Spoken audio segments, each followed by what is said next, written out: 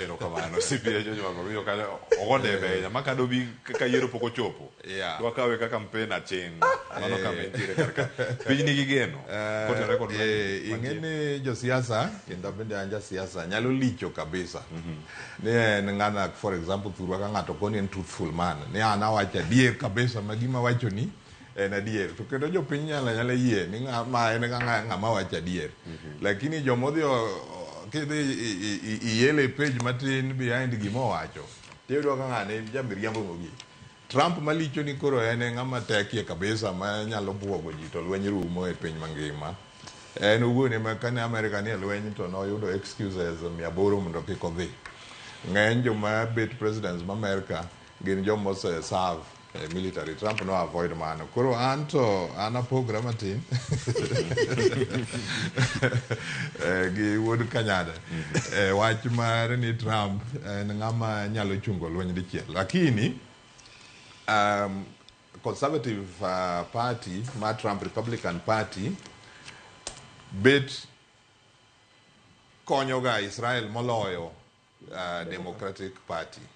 Nikech ng'eny base mare jomoko ne kura kabisa gin jo Kristo ma wasunge marachar dhir mo believe ni Nyasaye no ja Israel ng'ama ne Nyasaye omiyo gine maduong' omiyo oyiero en piny moyier ma nyaka be protected. Koro kanyo nyaka Trump ng'i ni Israel gine kabisa okonyo maana pano nyalo konyo Israel moloyo kata kaka nyocha Biden konyo. To kitamo konyo Israel tende ni Hamas gi jo Palestine lweny no podi nyaka pod dhi mbele. Lakini nikech Amerika bende president wachne achiel kendo ok ema ti nyaka podi nyaka odhi e bunge House of Senate odhi bet go, lakini bunge ma piny to dhi bet very close ma samoro kot tiek kwanogi to samoro kata mana Democratic government manyalo kawe. Nineno kaka jogo nomako Obama ma gimidwa timo ok isudi. Koro kanyo bende kata paro ni gigi do tieka ni from day one. Obro kele executive orders moko to ng'enye gi bende court bro geng'o, ng'enye gi House of Congress nyalo geng'o. Lakini Netanyahu tingini nyocha mor kabisa gi wach ma Trump nikech Kamala nyocha ne ok miye thuolo ahinya. Kamala giriapa ne dwaro ni mondo ji owuo, mondo ji owe lweny. To Netanyahu to neno nonego rodhi e jogi kabisa onyorosha gi makata ka chieng' moro ikelo peace to weka Hamas osetengre kabisa. Koro neno ka lweny ma gine ka to pod dhi mbele ma Middle East. Kamano.